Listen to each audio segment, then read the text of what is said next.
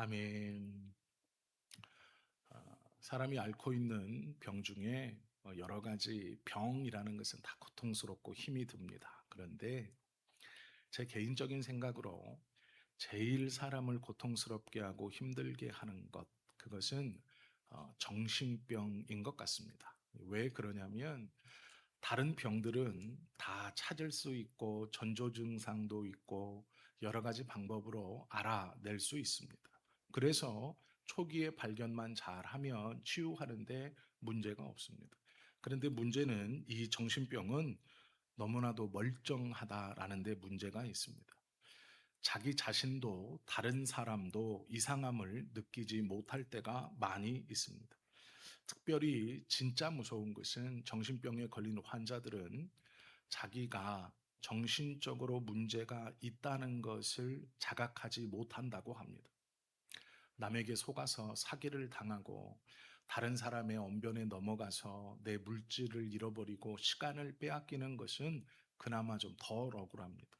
그런데 자기가 자신에게 속고 있고 자기가 자신에게 속고 있다는 것조차도 깨닫지 못하고 자기가 원래 가지고 있던 생각이나 내가 원래 해야 하는 어떠한 것이 아니라 지금 내가 하고 있는 잘못된 행동이 내가 원해서 하는 것이고 이것이 내가 결정한 것이고 이것이 나를 정말로 행복하게 할 것이라고 생각하는 잘못된 이해에서 오는 이것은 자신이 지금 병에 걸리고 있다는 것을 자각하지도 못하고 자신의 상태를 진단하지도 못하기 때문에 정말로 어렵고 힘든 병 같습니다.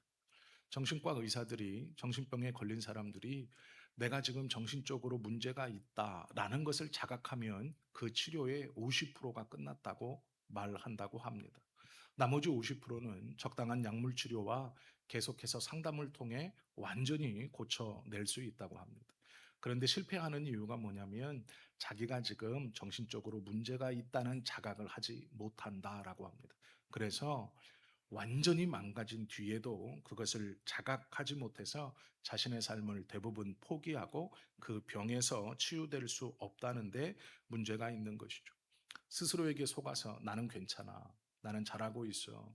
이 정도는 아무것도 아니야. 내가 충분히 통제할 수 있어. 라고 생각한다라는 것이죠. 그러면 나중에는 절망하게 되고 자학으로 자신의 삶을 끝낸다라는 것이 문제입니다. 오늘 이 요한계시록 3장은 사대 교회에게 예수님께서 말씀하시는 말씀입니다. 사대는 지금의 소아시아인데요. 예전에는 터키라고 했고 지금은 튀르키예라고 부르는 그 나라의 서쪽에 있는 지역입니다. 예전에 이 트르키예 서쪽에 리디아 왕국이라는 곳이 있었습니다. 그 지역을 사대라고 불렀습니다. 그곳에 교회가 설립되었습니다. 이 사대 지역은 굉장히 잘 살았고 부유했던 지역입니다. 왜 그러냐면 세계 최초로 금화를 만들어서 통용했던 지역입니다. 돈이 얼마나 많았냐면 금화라는 걸 처음으로 찍어냈습니다. 금을 일정한 모양을 만들어서 그 금보다 더 높은 가치를 부여해서 그 금에 문양을 새기고 그 4대 도시에서 찍어낸 금화가 다른 지역에서 나오는 금 알갱이나 금 덩이보다 더 높은 금액으로 거래되는 것을 처음 했던 지역이 이 4대 지역입니다. 세계 최초로 금화라는 것을 만들어 사용할 만큼 이 4대는 부요했습니다. 그리고 이 4대 도시 안에는 아데미 신전이 크게 자리 잡고 있었습니다. 아데미 여신을 모시는 이 4대 지역의 사람들은 아데미 여신을 풍요와 다산 그리고 처녀들의 수호신으로 섬겼습니다. 이 4대 안에 교회가 들어섰습니다. 오늘날 고고학자들이 발굴해낸 4대 지역의 교회는 비잔틴 양식으로 지어져 있고 그 천정에는 아주 큰 돔으로 지붕을 덮었고 교회 외벽, 벽돌 하나하나마다 조각을 새겨서 벽 안쪽과 벽 바깥쪽 모두 다 기이한 문양의 조각을 하나하나 넣어서 예술적 가치도 상당히 높다라고 평가하고 있습니다. 이런 도시 속에서 세워진 교회가 4대 교회입니다. 건물도 화려했고 사람들은 많았고 돈은 넘쳐났습니다. 그 교회 안에 들어와 있는 사람들의 수준도 그 시대에 가장 높은 사람들이 들어와 있었습니다. 사대교회의 교인들은 자신들의 교회가 너무도 완벽하다라고 생각했습니다. 너무도 아름다운 예배당, 많은 사람들, 수준 높은 성도들, 넘쳐나는 재정, 무엇 하나 부족한 것이 없었습니다. 그래서 그들 스스로 우리가 진짜 교회다. 하나님의 은혜를 충만히 받은 진짜 교회가 바로 우리의 교회다.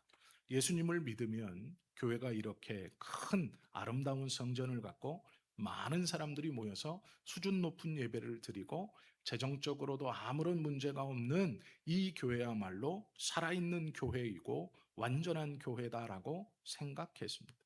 그리고 그들은 그 시대에 그렇게 자랑했습니다.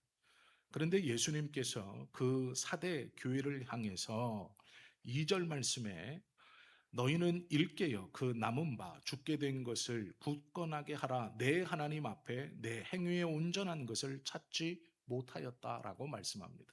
사대 교회를 바라보시면서 행위에 온전한 것을 찾지 못했다라고 말씀합니다. 이 온전하다라는 단어가 헬라어로 퍼플레오메나라고 부르는 말입니다. 퍼플레오메나. 이게 무슨 말이냐면 하나님의 생명이라는 뜻입니다.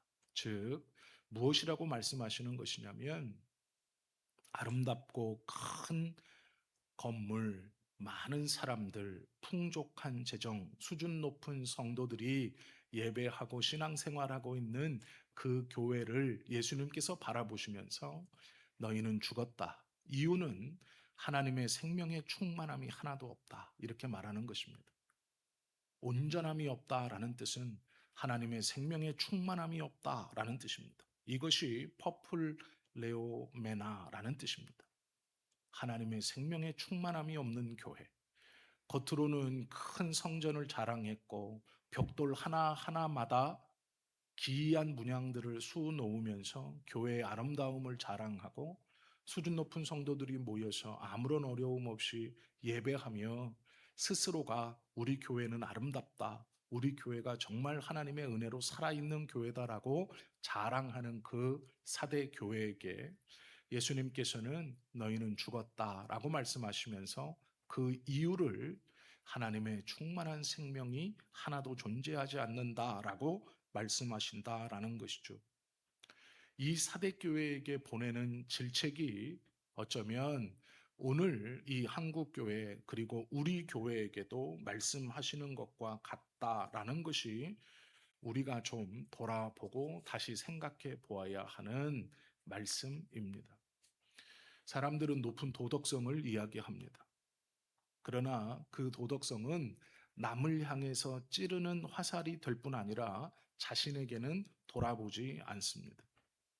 성경 지식은 많이 알고 있고 또 많은 곳에서 가르쳐 준다고 하지만 그것을 통해 오히려 십자가의 능력은 죽어버린 신앙을 가지고 있게 되었습니다.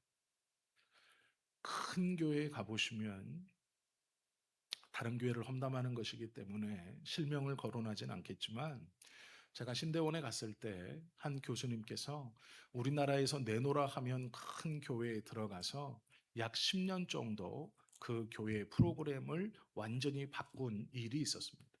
그리고 스스로를 굉장히 자랑스럽게 말씀하셨고 그 교회에서 그 10년간 했었던 것을 책으로 냈고 본인의 강의에서 몇 학기를 강의하셨습니다.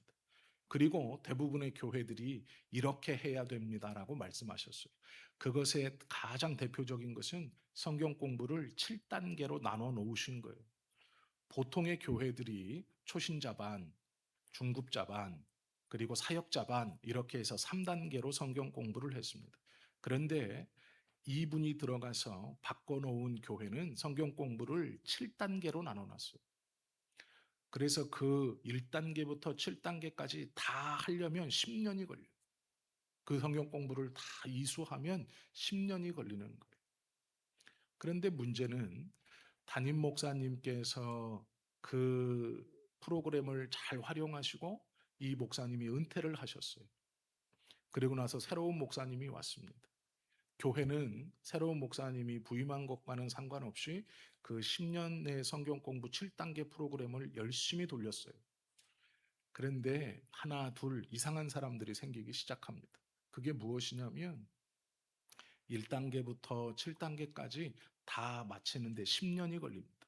이 10년의 성경 공부를 다 하면 좋은 사역자가 되어야 돼요. 즉, 좋은 헌신자, 좋은 섬김이, 좋은 봉사자, 교회를 위해서, 하나님의 나라를 위해서, 성도들을 위해서 자신의 것을 내어놓고 헌신하고 하나님의 뜻에 따라 순종하는 사람들이 많이 생길 거라고 그렇게 교육하는 7단계였습니다. 그런데 점점점 늘어나는 숫자가 있어요. 그게 무엇이냐면 그 교회로 와서 성경 공부를 1단계부터 7단계까지 10년 동안 정말 열심히 다 마칩니다. 그리고 7단계까지 딱 맞춰서 10년이 되면 아무것도 하지 않아요. 그 성도들에게는 자부심이 있습니다. 무슨 자부심이 있냐면 내가 7단계까지 이수하고 수료했다. 그런 자부심이 그 교회 훈장처럼 가지고 있는 거예요. 그런데 그걸 가지고 있고 아무것도 하지 않아요. 교회를 위한 섬김도 남을 위한 봉사도 하지 않습니다. 그들에게 이 교회, 한국 교회에서 이름만 대면 알만한 이 큰 대형 교회에서 한국 교회에서 내노라 하는 설교자로 이름이 알려진 이 목사님의 교회에서 내가 이 교회에서 하는 10년의 7단계 성경 공부를 다 이수했다라는 것이 성도들에게 훈장이 돼 버렸어요. 그래서 그 성경 공부를 이수하는 재미, 그 7단계를 하나하나 정복해 가는 재미, 내가 10년간 성경을 이 7단계까지 다 배웠다는 것이 훈장처럼 돼서 그것을 받은 사람, 그것을 하지 않은 사람 나눠지기 시작했고 그 성경 공부를 다 한 사람이 아무런 일도 하지 않는 거예요. 교회를 위해서 정말로 헌신된 봉사자들과 사역자들을 만들어내기 위해서 만든 7단계의 성경 공부가 사람들을 교만하게 만들었고 그 원래 취지와는 다르게 아무런 섬김도 아무런 봉사도 일어나지 않고 단순히 그것을 내가 이수했다라는 것이 자랑이 되어버렸습니다. 그래서 그 10년의 성경 공부가 없어졌습니다. 새로운 목사님께서 한 7, 8년 지난 다음에 폐지시켰어요. 왜 그러냐면 이 부작용이 너무 큰 거예요. 장로님들 사이에서도 그것을 이수한 장로님, 그렇지 않은 장로님이 편이 갈리고 성도들 사이에서도 그걸 이수한 사람은 고갯을 빳빳이 들고 심지어는 성가대에서도 그걸 이수한 사람과 이수하지 않은 사람들이 나눠지기 시작하는 거예요. 그래서 아예 그 성경 공부 7단계를 없애버렸어요. 어, 하나님의 말씀을 배우는 것은 매우 중요하지만 본질을 잃어버리면 겉껍데기를 잃어버리면 내가 얼마만큼의 말씀을 알고 배웠다는 것이 훈장이 되고 자랑이 됩니다. 그것이 교만이 되고 하나님의 백성들끼리 벽을 만들고 나는 저 사람과는 다르다라는 생각을 하게 됩니다. 이것이 대표적으로 하나님의 생명이 충만하지 않은 상태예요. 성경 공부를 왜 합니까? 하나님의 생명이 그 성경의 말씀을 통해 그들의 삶에 풍성히 들어가려고 하는 거예요. 그것은 없이 성김과 봉사로 나아감 없이 자신의 만족을 위해서만 하는 것은 하나님만 못하는 것이죠. 이것이 사대교회 성도들의 모습이었습니다. 좋은 건물, 화려한 건물, 남들이 부러워하는 건물, 많은 재정, 수준 높은 성도. 그런데 그 안에 하나님의 생명의 풍성함이 없었다. 예수님은 지적합니다.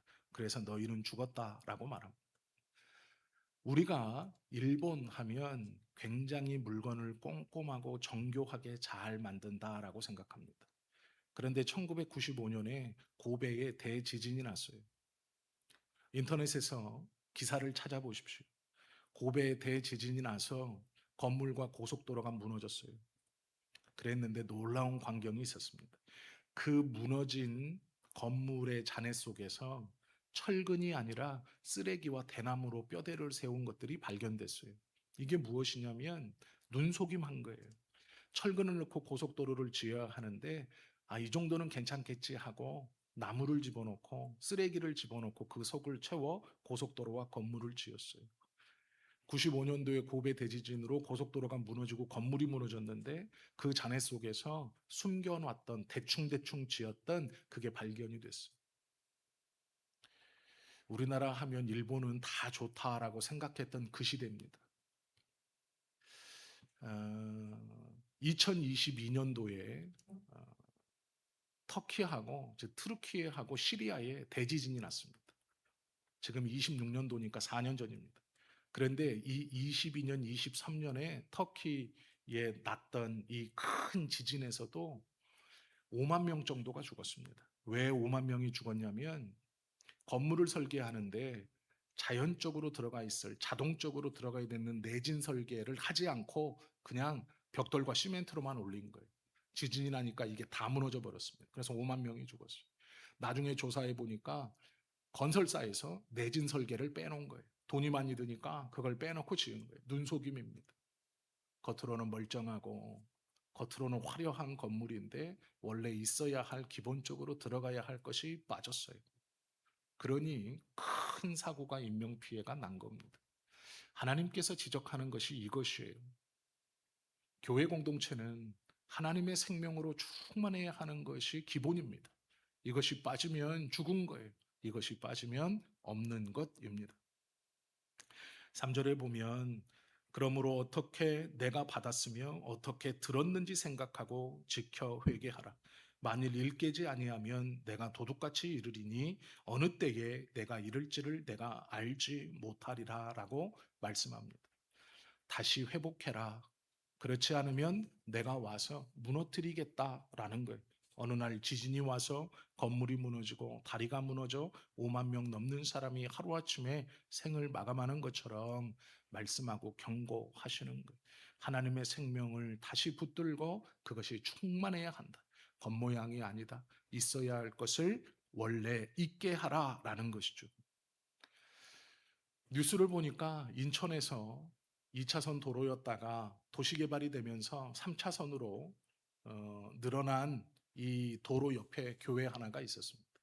그런데 그 교회에서 담임 목사님이 부목사들을 시켜서 3차선 도로에 두 줄로 있는 이 중앙선을 검정색 페인트로 없애버렸어요.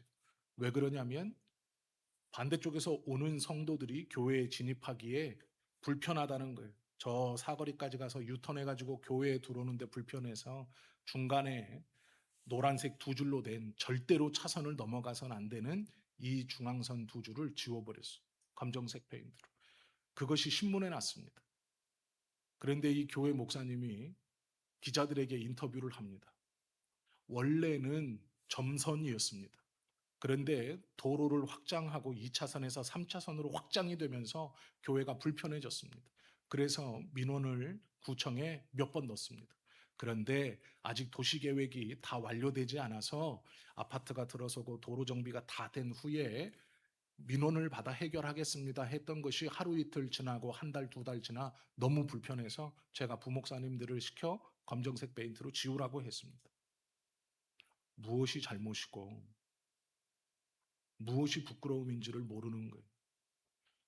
제가 그 뉴스를 보면서 작은 교회가 아니겠죠. 부끄러웠습니다. 목회자가 생각을 못하는 거예요. 이게 왜 부끄러움인지, 무엇이 잘못됐는지. 그냥 내 교회에 진입하는 것이 불편하니까 지워버리는 거예요. 그래도 된다고 생각하는 거예요. 나는 정식으로 민원을 요청했는데 안 해주니까 내가 한다라고 하는 거예요. 여기까지 왔습니다. 목회자도 무엇이 올바름인지를 헷갈리기 시작하고 생각하지 못해요. 성도들도 마찬가지로 2차선이었을 때 막 넘어가던 것도 불법이었고 3차선이 돼서 노란색 두 줄로 그렇게 가시면 교통사고 위험이 증가하니까 안 됩니다라고 하는 것을 불편하다는 이유로 넘어다니는데 그걸 또 검은색 페인트로 싹 지워버리는 것이 왜 잘못인지를 모르고 있는, 이건 심각한 겁니다. 하나님의 생명으로 충만하다라는 것은 겉모양이 아니에요. 좋은 건물이 없어서 하나님의 생명이 부족한 것이 아니고 수준 높은 성도들이 없어서 하나님의 생명이 부족한 것이 아니고 재정이 없어서 하나님의 생명의 충만함이 부족한 것이 아니다라는 것이죠. 사대 교회에게 부족했던 이 하나님의 생명의 충만함, 이것이 오늘 우리에게도 부족한 것은 아닐까 고민해 보셔야 해요. 하나님은 이런 사대 교회에게 두 가지를 말씀합니다. 첫 번째는 회개하라라는 것이고, 두 번째는 깨어 근신하라라는 것이. 회개하라라는 것은 마음을 써서 돌아서라라는 단순함이 아닙니다. 회개하는 것은 반성이 아니에요. 이 정도는 괜찮겠지. 페인트로 잠깐 가리는 건 괜찮겠지. 성도들이 교회에 오시는데 불편하고 자꾸 얘기하니까 부목사님들을 시켜 검은색 페인트로 노란색 두 줄 지우는 거, 이 정도는 괜찮겠지. 아니요. 그것이 아니에요. 이 정도는 남들도 다 하고 하니까 그렇게 생각하는 것이 잘못입니다. 데살로니가전서 5장 22절에서 악은 모양이라도 버리라라고 말씀하고 있다라는 것을 기억해야 합니다. 죄 안 짓고 어떻게 세상 사느냐라고 핑계대면 안 된다라는 거예요. 회개하라라는 것은 그 모든 것에서 완전히 돌이키는 거예요. 무엇이 잘못인지, 왜 잘못인지를 생각하지 못하면 그건 끝난 겁니다. 방법이 없어요. 정신병에 걸린 것과 같습니다. 내가 무엇이 잘못되어 있지? 내 안에 무엇이 없지? 그것 자체를 인지하지 못하는 정신병에 걸린 상태와 같아요. 우리는 계속해서 돌아봐야 돼요. 내가 당연시 여기는 것들 중에 혹 하나님의 생명이 풍성하지 못한 것이 있는가? 나의 삶에서 나는 아무렇지도 않게 이루고 있지는 않은가? 저부터 돌아보아야 할 것 같습니다.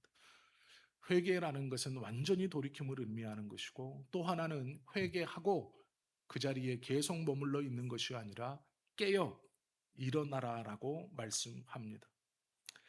베드로전서 5장 8절에 보면 근신하고 깨어라, 너의 대적 우는 마귀가 우는 사자같이 두루다니며 삼킬 자를 찾는다라고 말씀합니다. 회개하고 돌이켰으면 그대로 멍하니 있는 게 아니라 계속 깨어 있어야 한다라는 거예요. 회개를 한 번 하는 게 아니라 계속 깨어서 돌아보고 주변을 살피고 쳐다보고 해야 한다라는 것이죠. 그래서 그 상태를 유지하는 것입니다. 회개한 상태를 유지해 가는 것이 중요하다라는 것이죠. 사대교회는 하나님의 생명의 충만함이 없었다, 이렇게 말합니다. 들려오는 소식은 좋지 않은 소식들이 많이 있습니다. 언론을 통해서도, 또 주변의 소문을 통해서도 목회자와 교회의 허물들, 또 성도들의 허물들이 많이 들려오죠. 사대교회가 마찬가지였습니다. 그들은 정신병 환자처럼 자신들에게 무엇이 없는지를 몰랐어요. 그때 하나님이 정확히 이야기해 주십니다. 너희들은 온전함이 없다. 온전함을 찾을 수 없다. 하나님의 생명으로의 충만함을 너희 교회는 찾을 수 없다. 그러므로 너희는 깨어라, 회개하라 라고 말씀하세요. 회개하라, 그리고 깨어라 말씀하세요. 그런데 그렇게 끝나지 않습니다. 그러면 사대교회는 소망이 없죠. 교회가 아니죠. 그런데 그렇지 않습니다. 하나님께서 오늘 본문에 보시면 5절과 6절에 말씀하세요. 이기는 자는 이와 같이 흰옷을 입을 것이요 내가 그 이름을 생명책에서 결코 지우지 아니하고 그 이름을 내 아버지 앞과 그의 천사들 앞에서 시인할 것이다 라고 말해요.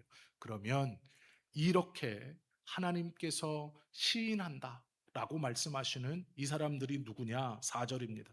그러나 사대에 겉모습이 화려하고 돈이 많고 수준 높은 성도들이 있어서 스스로 우리 교회가 살아있다, 우리 교회가 하나님의 은혜를 풍성히 받은 교회다 자랑하는 그 사대 교회에 예수님께서 그 교회를 보시고 너희는 하나님의 생명에 충만함이 없는 거로 죽었다 라고 말씀하시고 끝내는 것이 아니라 그 사대에 누가 있느냐? 그 옷을 더럽히지 아니한 자 몇 명이 내게 있어 라고 말씀합니다. 다 하나님의 생명의 충만함에서 떠난 것 같고 겉모양만을 자랑하고 삶의 수준만을 자랑하고 인간의 높음만을 자랑할 때 그 공동체 안에 모든 사람이 다 떨어진 것 같은 그 공동체 안에 예수님께서 다 그런 것은 아니다 라고 말씀하시는 거예요. 다 그렇진 않다. 남은 자들이 있어서 흰옷을 입고 나와 함께 다리리니 그들은 합당한 자인 영고다라고 말합니다. 다 그런 것은 아니다. 남은 자들이 있다. 몇 명의 남은 자들이 있다라고 말씀합니다. 그러면 이 남은 몇 명의 사람들은 누굽니까? 하나님의 생명이 충만한 사람들입니다. 교회 벽돌의 아름다움을 자랑하지 않는 사람, 경제적인 부요함을 자랑하지 않는 사람, 외적인 것에 치우치고 그 수준과 인원수를 자랑하지 않는 사람, 정말로 중요한 것이 무엇인가? 예수님께서 정말로 원하시는 하나님의 충만함을 신경 쓰고 있는 사람, 하나님의 사랑으로 충만한 상태를 기뻐하는 사람, 그것을 사모하는 사람, 그 남은 자들이 있다라는 거예요. 남겨놓은 것인지, 남겨진 것인지, 스스로 남은 것인지는 모르겠어요. 원래 말씀을 조금 더 깊이 들어가면 이것이 남겨진 것인지 남은 것인지를 우리도 잘 보아야 하지만 오늘은 거기까지는 보지 않습니다. 아무튼 이 남겨진 자가 있다라고 예수님이 말씀하세요. 하나님의 생명이 다 부족한데 사대교회는 그런 곳인데 빌라델피아 교회와 함께 꾸중만 들었던 교회인데 그 교회 안에 남은 자가 있어요. 예수님과 손을 붙들고 가는 자가 있어요. 예수님께서 원하시는 하나님의 사랑으로 충만한 상태, 온전한 사람이 있어요. 그 사람을 남겨 두셨어요. 그 사람이 남아 있어요. 그리고 그들을 칭찬하세요. 내가 그들과 손을 잡고 있다. 그들이 나의 손을 잡고 있다. 그들이 나와 함께 가고 있다라고 말해요. 그리고 내가 그들을 하나님 앞에서 그런 사람들입니다라고 시인할 것이다라고 말씀하세요. 이 남은 자가, 이 남겨진 자가 우리가 되어야 합니다. 이 소수가 있다면 사대교회가 희망이 있어요. 아니, 사대교회가 아니라 우리 성지교회가 희망이 있어요. 하나님의 사랑에 충만함을 신경 쓰는 사람. 하나님께서 원하시는 하나님의 사랑에 충만한 상태. 겉모양이 아니라 보이는 것에 치중한 것이 아니라 내 삶의 세상에서의 기름진 것만을 신경 쓰는 것이 아니라 하나님께서 원하시는 그 어떠함의 온전함, 그것을 신경 쓰는 사람, 스스로 남은 잔지 남겨진 잔지는 모르겠지만 이 남아있는 사람, 예수님과 손을 붙들고 가는 사람, 하나님의 말씀의 진리를 깨달으려 하고 그 진리를 쫓아 자신의 삶을 사려고 하는 사람, 그 사람들이 있다라는 거예요. 이 남은 자가 있는 한 사대교회는 소망이 있습니다. 우리 교회도 마찬가지로 우리가 이 남은 자가 되는 한 우리 성지교회도 소망이 있습니다. 수요 예배에 오지 않았다고 해서 남겨진 자가 아니냐, 그런 말이 아니에요. 예배를 다 참석하면 남은 자고 주일 오전만 참석하면 그렇지 않은 그런 말이 아니에요. 우리의 관심사는 세상의 사람과 달라야 하는 것뿐 아니라 함께 신앙생활하고 있는 우리 안에서도 정말로 온전한 사람인지, 하나님의 사랑으로 나의 삶이 충만하고 내 관심사가 하나님의 관심사와 같은 관심사인지를 돌아보는 사람, 회개하고 깨어 그 회개를 유지하는 사람이 아닌가 생각해 보는 사람, 이것이 남은 자입니다. 저와 여러분이 이 남은 자가 되어야 합니다. 남겨진 자가 되어야 한다라는 것이죠. 세상은 정신병 걸린 사람들이 사는 것과 같이 변해가고 있습니다. 교회도 자칫 잘못하면 정신병 걸린 사람처럼 살아갈지도 몰라요. 우리도 그럴지 모릅니다. 어느 순간 우리만의 정의, 우리만의 의, 우리만의 어떠함에 갇혀서 다른 것들을 다 무시하고 내가 지금 어떠한 상태에 빠져 있는 것인지 상상하지도 못하고 이것이 옳다고만 생각하고 이것에 갇혀서 다른 것들을 돌아보지 못하고 그 좁은 소견으로 이것이 하나님의 뜻이고 나의 삶이 하나님 앞에 온전한 것이다라고 착각하는 그 삶, 어쩌면 정신병 걸린 사람과도 같습니다. 성경의 말씀에 비추어서 돌아봐야 해요. 무엇이 잘못되고 있지는 않은가? 내가 지금 정신병 걸린 사람은 아닌가? 신앙이 아니라 종교적인 의식에 빠져 헤매고 있는 것은 아닌가? 내가 옳다고 생각하는 이 의가 정말로 하나님이 기뻐하시는 것인가? 내가 중요하다고 붙들고 있는 이것이 하나님의 말씀에서도 정말로 중요하다고 말씀하시는 것인가? 내가 죽고 못 사는 어떤 정의로움이 정말로 그런 것인가? 한 번은 고민해 봐야 돼요. 진단해 보아야 해요. 정신병이 아니라면 얼마나 좋겠습니까? 물론 정신병이 아닐 겁니다. 아닐 것이지만 이렇게 한 번씩 돌아봐야 됩니다. 예수님의 경고를 함부로 들으시면 안 되는 거예요. 이 경고의 말씀이 우리에게 들려질 때 가만히 서서 자신을 처음부터 하나하나 되돌아보고 성령께서 내 마음에 잘못되었다 하시는 것은 없는지 우리가 우리의 삶을 돌아보고 제자리로 돌아올 수 있어야 합니다. 하나님의 말씀에 빗대어 우리의 부족함을 깨달으면 그것이 치료의 50%를 한 것과 같을 것입니다. 사대교회 성도들은 그것을 깨닫지 못했습니다. 그래서 스스로를 살아있다, 완전하다 말했습니다. 예수님은 그런 그 사대교회를 보고 너희는 죽었다. 하나님의 사랑에 충만함이 없는 거로 너희는 죽었다 경고하십니다. 오늘 이 말씀이 우리의 신앙을 돌아보고 내가 혹여 잘못된 것에 갇혀서 잘못된 정의를 붙들고 살아가는 것은 아닌가 한번 돌아보시는 우리 모두가 되실 수 있기를 예수님의 이름으로 축원합니다. 기도 드립니다. 하나님